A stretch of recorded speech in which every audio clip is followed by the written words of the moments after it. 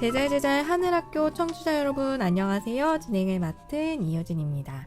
오늘도 기독교 상담을 전공하신 김세미 박사님을 모시고 아동기, 가정에서 이루어지는 신앙의 교육의 중요성에 대해 두 번째 시간을 가져보도록 하겠습니다.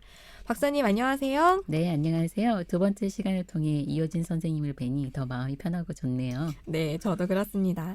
우리 청취자 여러분들도 그렇게 느끼실 것 같아요. 오늘은 어떤 신앙교육 방법을 나누어 주실 건가요? 어머님들께서 아이들이 어릴 때는 그렇지 않았는데 가정에서 성경 이야기를 읽는 것과 기억전 암송을 너무 지겨워한다는 말씀을 많이 들었어요. 맞아요. 저희 아이들도 지금 딱 그런 상황이에요.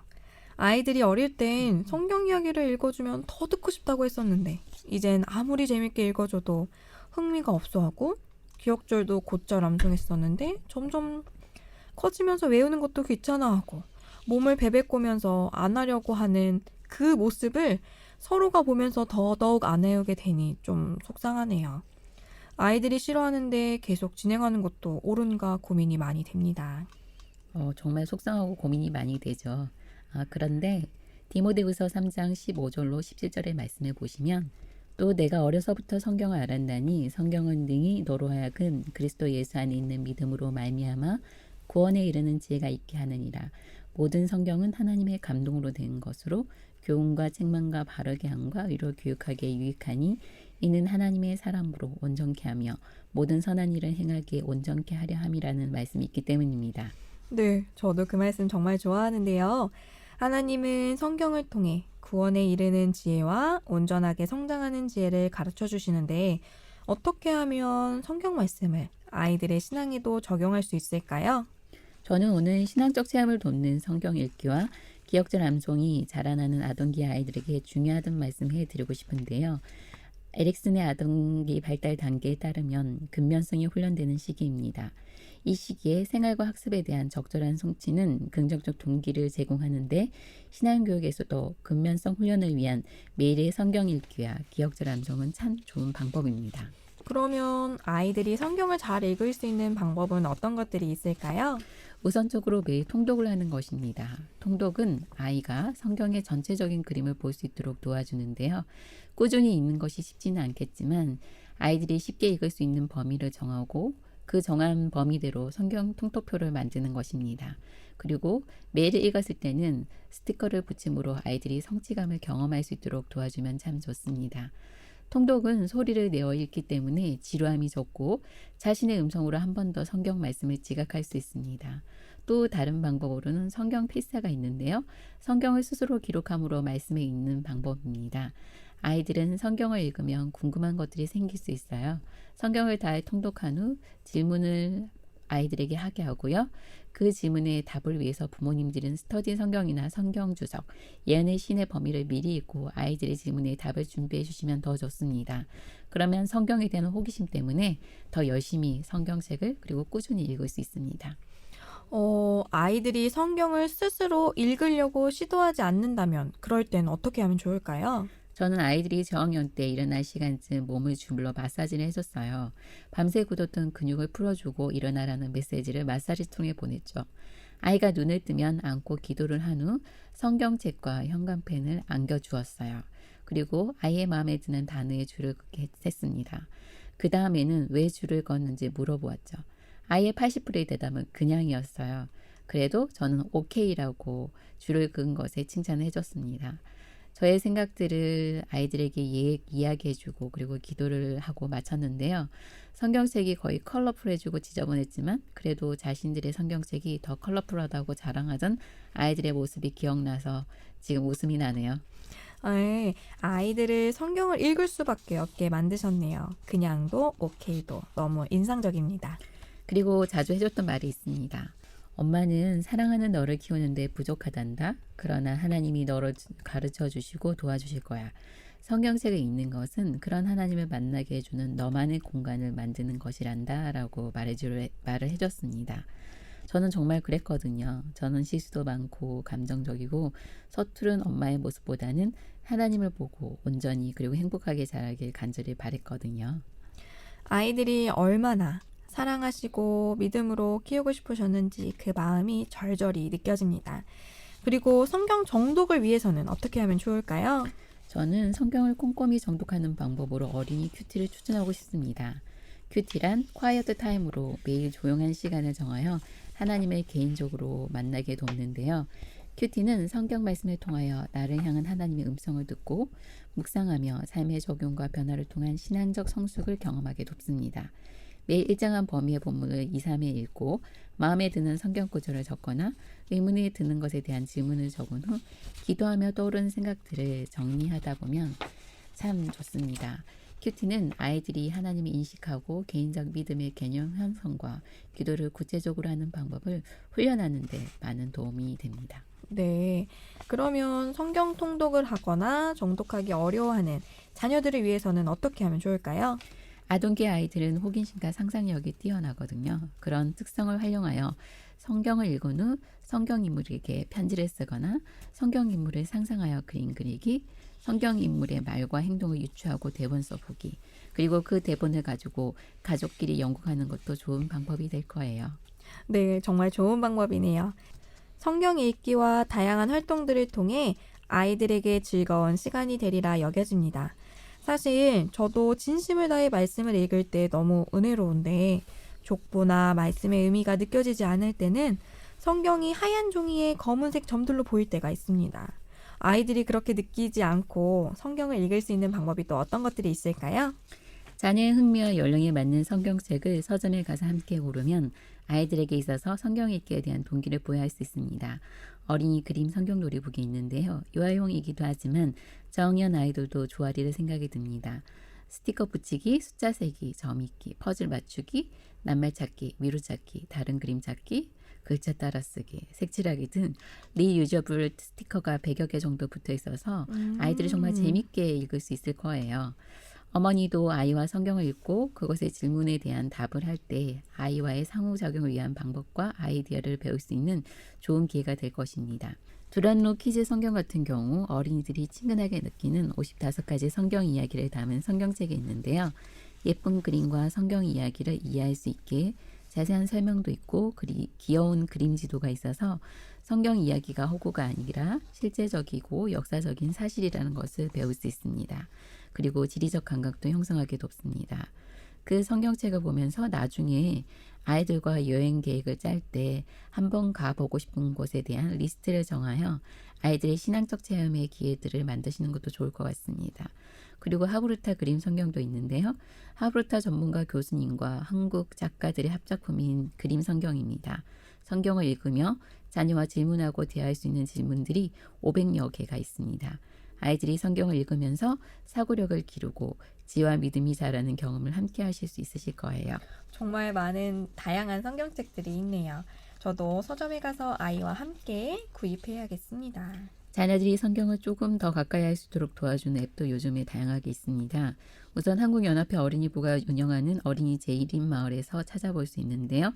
대종에서 제작한 성경 이야기 동영상이 영어 자막과 함께 매주 나오기 때문에 성경 이야기를 보면서 영어도 배울 수 있습니다. 두 번째는 최근에 전 세계적으로 런칭한 히어로즈 성경 퀴즈 앱입니다. 성경을 읽고 퀴즈를 푸는 게임인데요. 랭킹을 올리고 포인트를 모을 수 있기 때문에 흥미를 가지고 참여할 수 있습니다. 그리고 서중은합회에서 제작하여 보급한 예수와의 말씀 묵상 앱도 있습니다. 성경과 재미있는 성경 이야기를 매일 읽고 레벨과 포인트를 쌓아가기 때문에 유익할 것입니다. 그리고 저희 교단에서 제작한 것은 아니지만 다양한 어린이 성경 앱들이 있습니다. 어린이인 제가 봐도 너무나도 흥미로워서 계속적으로 보게 되더라고요. 네. 이런 앱과 인터넷 자료들을 부모님께서 잘 지도해 주시면 흥미롭게 성경을 가까이 할 수 있게 도와줄 것입니다. 성경을 읽는 다양한 방법이 있음을 알게 되었습니다. 그런데 좀 더 아이들에게 부모의 하나님을 보여주고 믿음을 좀 더 실제적으로 가르치며 성경을 읽는 방법은 없을까요? 제임스 파울러라는 학자가 있는데요. 그는 피아제의 인지 발달 이론뿐 아니라 에릭슨의 심리 사회적 발달 이론과 콜보그의 도덕성 발달 이론들을 바탕으로 아이들의 신앙 발달에 대해 연구를 하였습니다. 그가 말하기를 아동기 때 하나님에 대한 이해는 어른들과의 체험을 통하여 알 수 있다고 합니다. 따라서 이 시기의 어린이에게는 성경을 읽고 성경에 나오는 내용들이 아이들의 실제 생활과 연결되게 제시해야 된다고 조언을 주고 있습니다. 부모님들이 어떻게 하면 그렇게 할 수 있을까요? 좀 어렵네요. 쉽게 예를 들어 설명해 주실 수 있으신가요? 먼저 아이의 상황과 연결하여 성경 이야기를 해주는 것입니다. 신앙 강의에 이어 예배 시간에 설교 말씀을 가지고 예를 들어보겠습니다. 만일 안식일 예배에서 목사님 설교 말씀이 야곱의 베델에 대하여 말씀하셨다면 다음과 같이 아이와 대화를 통하여 도우시는 하나님을 보여줄 수 있을 거예요. 제가 대본을 만들어 보았는데 이호진 선생님께서 도와주시겠습니까? 네, 그러면 어떻게 하면 될까요? 딸과 엄마 두 역할 중 하나를 선택하여 읽어주시면 됩니다. 딸 역할을 하고 싶으신가요? 아니면 엄마 역할을 하고 싶으신가요? 저는 엄마 역할을 하겠습니다. 좋습니다. 그럼 제가 딸을 할게요. 사랑하는 우리 공주야, 오늘 목사님의 말씀을 들으면서 엄마는 계속 너의 생각을 했단다. 왜? 오늘 목사님의 말씀에서 야곱이 힘들 때마다 하나님이 그를 처음 찾아오신 베델로 갔고 그곳에서 하나님의 도움과 지혜를 받았거든. 그 말씀을 들으면서 왜 내 생각을 했어? 엄마가 보니까 너는 엄마한테 혼이 나거나 기분이 안 좋을 때 혼자 있고 싶어 하잖아. 그 순간 엄마 보고 싶지 않고 혼자 있으면 기분이 풀리니까 그렇지. 그래, 너도 힘들어서 그랬겠지. 그런데 그럴 때마다 엄마는 정말 속상해. 나랑 이야기하면서 기분을 풀면 좋겠는데 문을 쾅 하고 닫고 가버리니까 너도 혼자 있게 되고 엄마도 혼자 있게 되잖아. 그래서? 그럴 때 이제는 혼자 있는 너와 나에게 하나님이 오셔서 우리의 슬프고 속상한 마음에 함께 하시고 잘 해결될 수 있도록 도와달라고 기도하기로 결심했어. 뭐야, 엄마는 화가 잔뜩 나는데 기도가 어떻게 나와? 화나고 기분이 나쁜데 기도하는 것이 쉽지는 않겠지. 너를 좀 더 이해하고 도와줄 수 있는 사랑을 달라고 기도하고 너의 속상한 마음에 함께 해달라고 기도할 거야. 그럼 하나님이 야곱을 도우셔서 야곱이 새 힘을 낸 것처럼 엄마도 힘이 나고 너도 힘이 나겠지.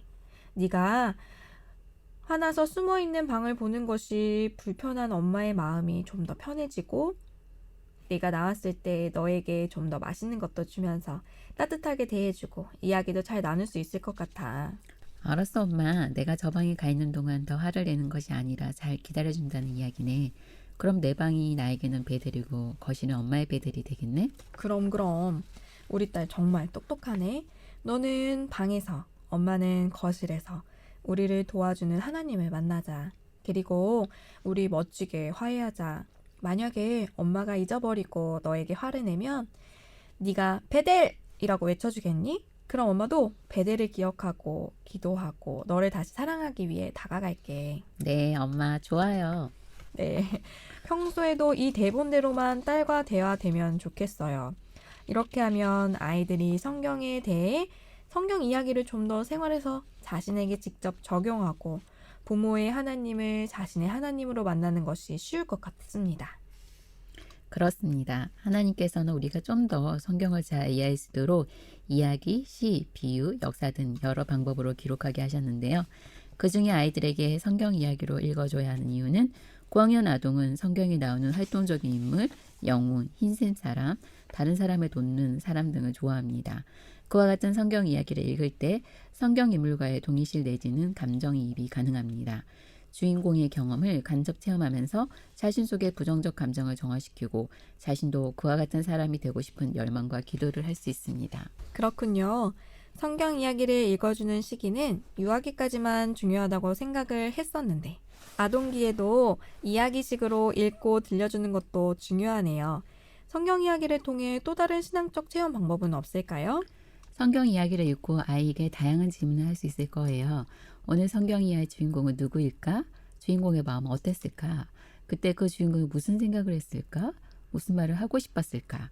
그 주인공의 마음은 아프거나 힘들게 한 사람은 누구일까?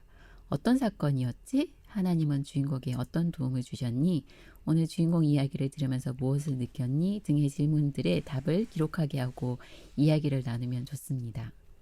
박사님이 제안하신 방법대로 아이들과 대화를 통해 이야기 나누는 것이 성경을 그냥 통독하는 것보다 좀 더 창의적이고 개인적 신앙 발달에 적용할 수 있을 것 같아요. 저는 이야기를 읽어주기만 했었거든요. 그래서 아이들이 듣고 받아들이는 것만 해서 재미가 없었을 수도 있겠다는 생각이 들었어요. 부모와 아이가 적극적으로 함께 읽어나가는 거였네요. 네, 성경 이야기에 대한 질문에 답을 하고 부모와의 대화를 통해 나누면서 아이들은 개인적인 하나님을 만날 수 있습니다.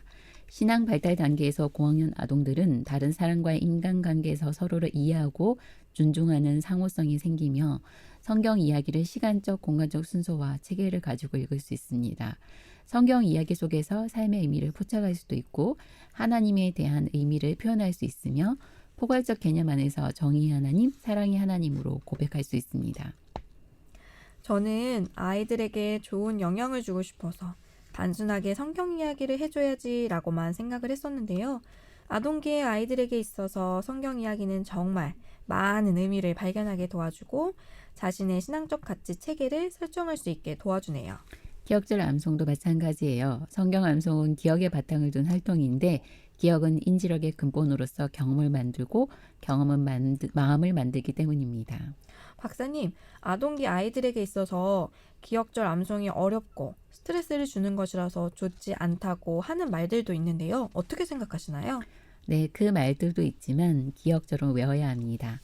기억절은 계속해서 반복하게 되는데요. 그 반복이 지속적인 특정한 행위와 학습으로 뇌의 장기적 기억 형태로 저장됩니다. 뇌는 처음에 정보를 접할 때 15개에서 20개의 세포가 작동하고 두 번째에는 150개에서 200개가 작동합니다. 세 번째에는 첫 500개에서 2000개의 세포가 입력을 돕게 되는데요. 그러므로 같은 기억절을 10번 정도 반복하면 정말 우리의 뇌가 더 뛰어나게 발달하게 되겠죠. 이러한 장기 기억은 쉽게 없어지지 않기 때문에 기억절 암송은 신앙적 가치관을 형성하고 신앙교육에 큰 유익이 됩니다. 그렇다면 기억절 말씀을 어떻게 암송하면 좋을까요? 효과적인 방법이 있나요? 첫 번째는 일주일 단위로 기억절을 암송하는 것입니다. 유대인들은 하루에 정해진 분량을 매일 한 절씩 정하여서 읽고요. 5일간 나누어 암송한 후 일주일 동안 모두 5절을 암송하는 방법인데 토요일과 일요일은 첫 번째부터 5절까지의 말씀을 반복하는 것입니다.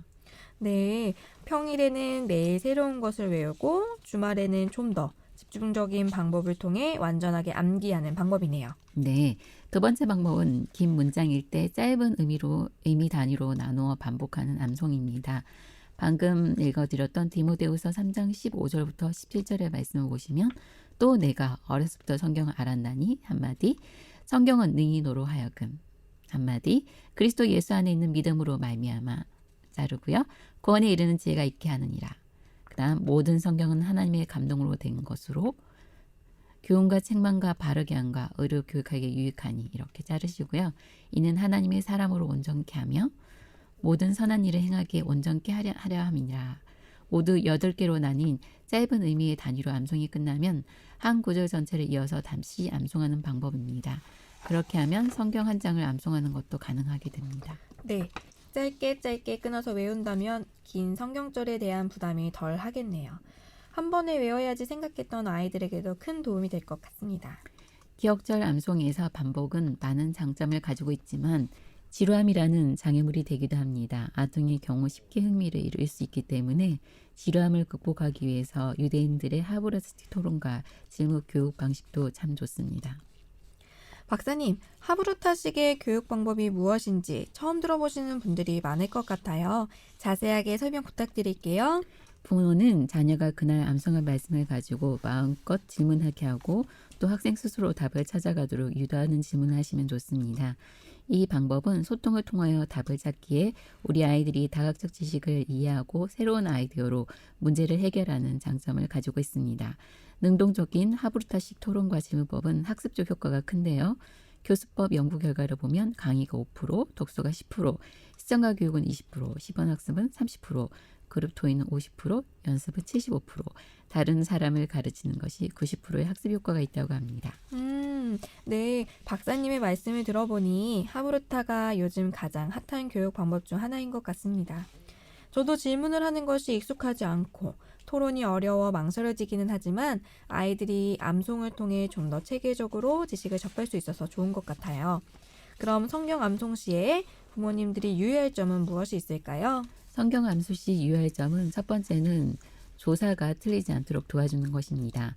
단어 뒤에 사용되는 조사는 비슷하기 때문에 암송을 할 때 여러 혼란을 줍니다.